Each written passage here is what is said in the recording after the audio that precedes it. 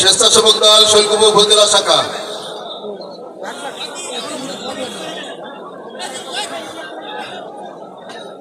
স্বেচ্ছাসেবক দল উপজেলা প্রস্তুত থাকবেন পৌর।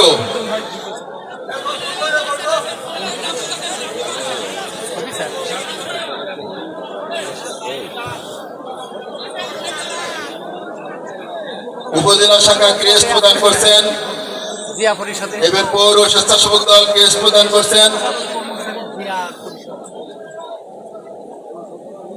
প্রস্তুত থাকবে শ্রমিক দল।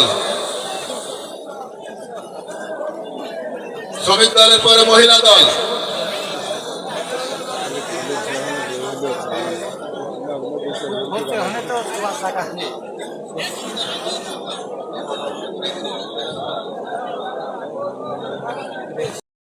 বলেন ওইখানেতে বামে বলেন ভালো আছেন? আলহামদুলিল্লাহ। আপনি কেমন আছেন? আপনাদের ভালোবাসা, আপনাদের ভোট, আপনাদের দোয়া, আপনাদের আশীর্বাদ, আপনাদের স্নেহ সবকিছুর সমন্বয়ে আমি আজকে আপনাদের সংসদ সদস্য এবং গণপ্রজাতন্ত্রী বাংলাদেশ সরকারের মাননীয় মন্ত্রী হয়েছি। সেই কারণে আপনাদের কাছে আমার আজন্মের ঋণ স্বীকার করছি। বন্ধুরা আমার, আপনারা আমাকে আমার আজন্মের ঋণে দায়বদ্ধ করেছেন। সে কারণে আজকের এই সমাবেশে আমি প্রথমেই আপনাদের কাছে বলতে চাই, আমার জীবনের শেষ নিঃশ্বাস পর্যন্ত আমি আপনাদের পাশে থাকব, সেই প্রতিশ্রুতি দিচ্ছি।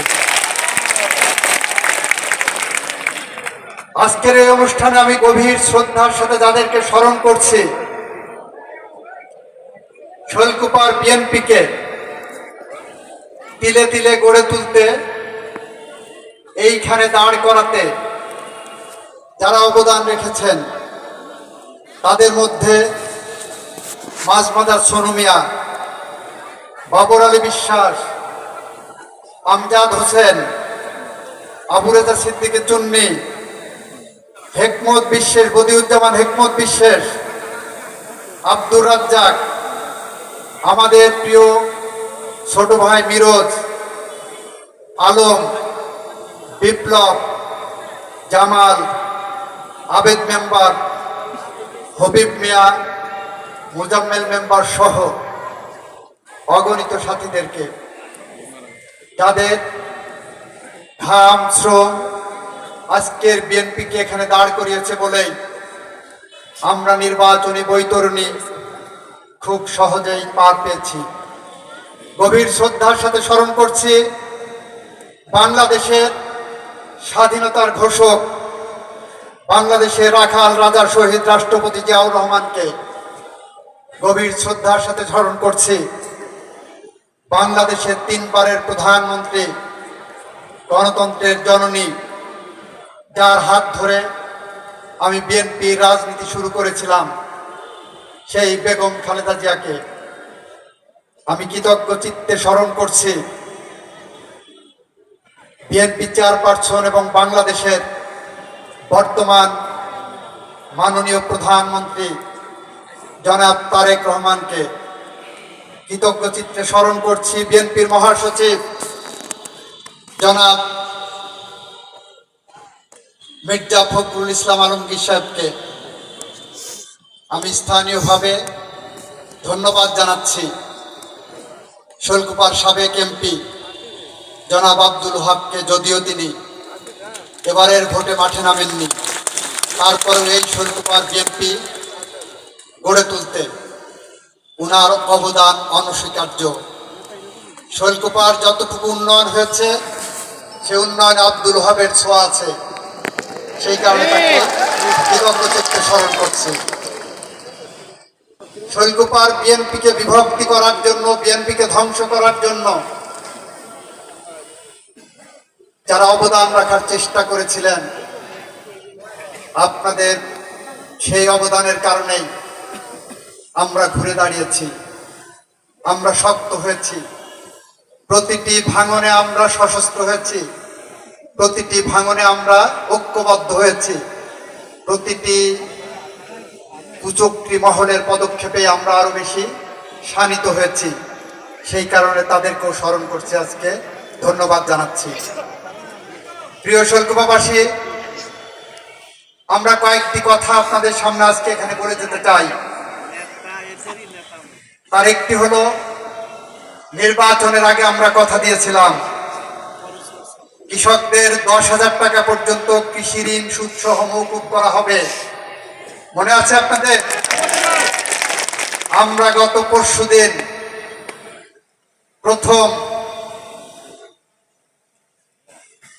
ক্যাবিনেট মিটিং এর প্রথম আনুষ্ঠানিক বৈঠকের সিদ্ধান্তে, আমাদের মাননীয় প্রধানমন্ত্রীর সভাপতিত্বে সিদ্ধান্তে আমরা প্রায় 15 লক্ষ কৃষকের প্রায় 1,500 কোটি টাকার কৃষি ঋণ মওকুফ করেছি। বন্ধুরা আমার, আমাদের নির্বাচনী প্রতিশ্রুতি আমরা রক্ষা করেছি। আমরা বলেছিলাম মহিলা কার্ড দেওয়া হবে, ফ্যামিলি কার্ড দেওয়া হবে, কৃষি কার্ড দেওয়া হবে। আমরা পাইলট প্রজেক্ট হিসাবে কয়েকটি উপজেলায় আগামী মার্চ মাসের 10 তারিখে পাইলট প্রজেক্ট হিসাবে ফ্যামিলি কার্ডের উদ্বোধন করা হবে। আমরা কিভাবে পর্যায়ক্রমিকভাবে নির্বাচনের মাঠে এসে আপনাদের যা যা প্রতিশ্রুতি দিয়েছি, সমস্ত প্রতিশ্রুতি আমরা অক্ষরে অক্ষরে পালন করব। বন্ধুরা, বিনিময়ে আমি বলেছিলাম আপনাদের কাছে কিছু চাই। সেই কিছু চাওয়ার মধ্যে শান্তি চাই, ঐক্য চাই, সৌহার্দ্য চাই, ভালোবাসা চাই, মমতা চাই, রক্তপাতহীন শৈলকুপা চাই, দুর্নীতিমুক্ত শৈলকুপা চাই, মাদক মুক্ত শৈলকুপা চাই, শিক্ষার পরিবেশের শৈলকুপা চাই। আর সেটা চাই বলে আপনাদের একটি কথা মাথায় রাখতে হবে, আপনারা আমাকে ভোট দিয়ে নির্বাচিত করেছেন। আমি শৈলকুপার আপামর জনতার প্রতিনিধি। এখন আমি বাংলাদেশ সরকারের মন্ত্রী, মানে বাংলাদেশের আপামর জনগণের মন্ত্রী। সুতরাং আপনারা যার যার জায়গা থেকে যদি দায়িত্বশীল আচরণ করেন, মারামারি বন্ধ করেন, সামাজিক দ্বন্দ্ব বন্ধ করেন, হানাহানি বন্ধ করেন, তাহলে আমাদের প্রিয় নেতা, আমাদের মাননীয় প্রধানমন্ত্রী তারেক রহমানের স্বপ্নের বাস্তবায়ন করতে আমরা খুব দ্রুতই লক্ষ্যে পৌঁছে যেতে পারব। আজকে প্রশাসনের সাথে মিটিংয়ে বলে দিয়েছি, এই যে রাস্তার কাজ হবে, 100 টাকা বরাদ্দ হলে 100 টাকার কাজ হতে হবে। যদি সেই টাকার না কাজ হয়, কোন রাজনৈতিক নেতার কমিশনবাজি এখানে চলবে না, কোন গুন্ডামি চলবে না, টেন্ডারবাজি চলবে না, অস্ত্রবাজি চলবে না, মহড়াবাজি চলবে না। জনগণের টাকার কাজ, জনগণের ন্যায্য হিস্সা জনগণকে বুঝে দিতে হবে। প্রশাসনকে বলে দিয়েছি, এটার যদি ব্যত্যয় হয়, সংশ্লিষ্ট কর্মকর্তার বিরুদ্ধে শুধু বিভাগীয় ব্যবস্থা হবে না, তার বিরুদ্ধে দুর্নীতির মামলাও প্রয়োজন বোধ হবে। আমরা রাজনৈতিক নেতাদের উদ্দেশ্যে ওখানে বলেছি, কোন ধরনের অন্যায়কে প্রশ্রয় দিলে বাংলাদেশ জাতীয়তাবাদী দল এবং এই সরকার তার দায় নেবে না। দুই একজন নেতার মাস্তানির জন্য, দুই একজন নেতার টেন্ডারবাজির জন্য, দুই একজন নেতার কালোবাজারির জন্য, দুই একজন নেতার অসাধু ব্যবসার জন্য, দুই একজন ব্যবসার নেতার গুদামজাত করার জন্য এই দল আর ভবিষ্যতে কারো দায় নেবে না। বন্ধুরা আমার, কৃষকের সার কৃষকের কাছে পৌঁছে দিতে হবে, শ্রমিকের ন্যায্য হিস্সা শ্রমিককে বুঝে দিতে হবে, শিক্ষার স্বাভাবিক পরিবেশ বজায় রাখার জন্য শিক্ষককে ন্যায্য সম্মান দিতে হবে। আজান দিচ্ছে, আমি আজানের পরে একটু কথা বলি। দেশে চলে গেছে, ইন্না লিল্লাহি ওয়া ইন্না ইলাইহি রাজিউন। রফিক ভাই আমাদের অত্যন্ত প্রিয় একজন সহযোদ্ধা ছিলেন। আমরা তার বিদেহী আত্মার প্রতি মাগফিরাত কামনা করছি। যে কথাটা বলছিলাম, আমরা শহীদ রাষ্ট্রপতি জিয়াউর রহমানের আদর্শের পথ ধরে, বেগম খালেদা জিয়ার দেখানো পথ ধরে, তারেক রহমানের স্বপ্নের পরিকল্পনার পথ ধরে এগিয়ে যাচ্ছি বলেই আপনারা দেখেছেন সারা বাংলাদেশে আমরা মব জাস্টিস বন্ধ করেছি। সারা বাংলাদেশে প্রতিপক্ষের উপরে হামলা মামলা বন্ধ হয়েছে। ন্যায় বিচার প্রতিষ্ঠার পথ ধরে আমরা এগিয়ে যাচ্ছি। তবে সেই পথে সেটাকে যদি আমাদের কেউ দুর্বলতা ভাবতেই পারেন, আমরা আইনকে তার আইনের মতো করে প্রয়োগ করব। কেউ যদি ঘোলা পানিতে মাছ শিকার করার চেষ্টা করেন, অশান্ত পরিবেশ তৈরি করার চেষ্টা করেন, আমরা আইনের কঠোর প্রয়োগের দিকে যাব। শোলকুপায় সারের ব্যাপারে অনেক বদনাম আছে। আমরা আপনাদের আশ্বস্ত করতে চাই, যে কোনো কালোবাজারি কঠিন হস্তে দমন করা হবে। এখান থেকে কেউ পার পাবেন না। আরেকটি কথা, আপনার চারপাশে যদি মাদক সেবী, মাদক কারবারি, মাদকের সাথে সম্পৃক্ততা আছে এরকম কারো খোঁজ সন্ধান পান, অনতিবিলম্বে প্রশাসনকে জানাবেন, আমার বিএনপি নেতৃবৃন্দকে জানাবেন। তাতেও যদি সাহস ভরসা না পান, আমার মোবাইলে একটা SMS করে জানাবেন। আগামী 6 মাসের মধ্যে শোলকুপার মাদকের 20 দাঁত আমরা ভেঙে ফেলতে চাই। অফিস আদালতে কোনো কাজ করতে গেলে যদি আপনার কাছে কেউ উৎকোচ দাবি করেন, ঘুষ চান, তোলাবাজি চান, দয়া করে আমাদেরকে জানাবেন। আমরা সেগুলোর সমূল উৎপাটন করব। যদি কোনো কর্মকর্তা সরকারি টাকায় না পোষায়, চাকরি করার দরকার নাই। যদি কোনো দলের নেতাদের দল করতে এসে কোটি কোটি টাকার মালিক হওয়ার স্বপ্ন থেকে থাকে, তার দল করার দরকার নাই। আমরা দায়িত্ব নিয়েছি এই সমাজ ব্যবস্থা পরিবর্তন করার জন্য। আমরা দায়িত্ব নিয়েছি শোলকুপাকে শান্ত রাখার জন্য। আমরা দায়িত্ব নিয়েছি শোলকুপাতে সুখী সমৃদ্ধ শোলকুপা গড়ে তোলার জন্য। আমরা নির্বাচনী জনসভাগুলোতে বলেছি শোলকুপাকে আমরা একটি রোল মডেল হিসেবে গড়ে তুলতে চাই। আমরা সেই পথে, সেই দায়িত্ববোধের জায়গা থেকে বলছি, আমাদের টিম প্রস্তুত আছে। আপনারা আমাদেরকে সহযোগিতার জন্য প্রস্তুত আছেন কিনা একটু হাত তুলে জানান। অসংখ্য ধন্যবাদ।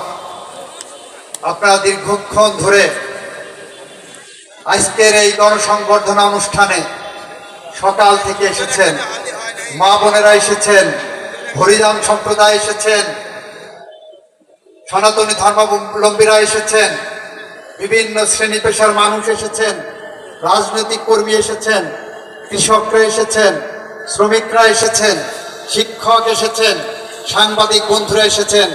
সকাল থেকে রোজা রমজানের দিনে এই গরমের মধ্যে আপনারা যে কষ্ট করেছেন, আপনাদের এই ভালোবাসার ঋণ পরিশোধ করার মতো যথেষ্ট সামর্থ্য আমার নেই। আপনাদের ভালোবাসার ঋণ পরিশোধ করার জন্য আমি আপনাদের কাছে প্রথমেই বলেছি, আজন্মে ঋণে দায়বদ্ধ হয়ে গেছি বলেই আমি আপনাদের সাথে থাকব, আপনাদের পাশে থাকব, সংকটে আপনাদের সামনে থাকব, সুখের সময় আপনাদের পিছনে থাকব। আমি আপনার শয়নে স্বপনে জাগরণে সবসময় পাশে থাকব। এই প্রত্যয় ব্যক্ত করছি। আমি নির্বাচনের পরের দিন জরুরি কাজে ঢাকাতে চলে যেতে হয়েছিল, রাজনৈতিক কাজে। শপথ অনুষ্ঠান নিয়ে বিভিন্ন কাজ ছিল। পরের দিন চলে যাওয়ার কারণে আপনাদের কাছে বড় জোরে ক্ষমা প্রার্থনা করছি। তারপরে 17 তারিখে শপথের পরের দিন আসার উচিত ছিল, কিন্তু আপনারা জানেন সঙ্গত কারণে নতুন সরকার, অনেক কাজ থাকে, সেই কাজ ফেলে আমি ছুটি পাইনি। আমার বাবার কবর জিয়ারত করতে আসতে সময় পাইনি, আমার মাকে একটা সালাম করতে আসার সময় পাইনি। আমি আজকের দিনে প্রথম এসে আমার বাবার কবর জিয়ারত করেছি, আমার মায়ের পায়ে সালাম করেছি, তারপরে আমি আপনাদের এখানে চলে এসেছি। সুতরাং আমার এই অনিচ্ছাকৃত অনুপস্থিতিকে আপনারা ক্ষমা সুন্দর দৃষ্টিতে দেখবেন বলে আশা রাখি। ভবিষ্যতে আমার ছুটির সবটুকু সময় আমি চেষ্টা করব আপনাদের পাশে থাকার। এখন আমার কোট করার কোনো সময় নেই, কোট করার সুযোগ নেই। আমার সুযোগ যতটুকু আসবে সরকারি কাজের বাইরে, মন্ত্রিত্বর বাইরে, আমি শৈলকুপার মানুষের জন্য নিবেদন করব। আপনাদের স্ব ইউনিয়নে আমাদের বিএনপির একটি ইউনিট আছে, বিএনপি নেতৃবৃন্দ আছেন, তাদের কাছে আগামী 15 দিনের মধ্যে আপনাদের স্ব ইউনিয়নের উন্নয়নমূলক কাজের তালিকা আপনারা দায়িত্বে পৌঁছে দেবেন। আমি ঈদের পরে, যেহেতু বাজেটের শেষের দিকে, ঈদের পরে যতটা সম্ভব উন্নয়নমূলক কাজে অবদান রাখতে চাই। এখানে আমাদের ঝিনাইদহ জেলা বিএনপির প্রেসিডেন্ট সেক্রেটারি আছেন, আমাদের কালীগঞ্জের ক্যান্ডিডেট ছিলেন রাশেদ খান আছেন, আমাদের কোটচাঁদপুর মহেশপুরের ক্যান্ডিডেট ছিলেন রনি আছে। আমরা তাদেরকে সাথে নিয়ে গোটা ঝিনাইদহ জেলার উন্নয়নের রূপকল্প তৈরি করতে চাই।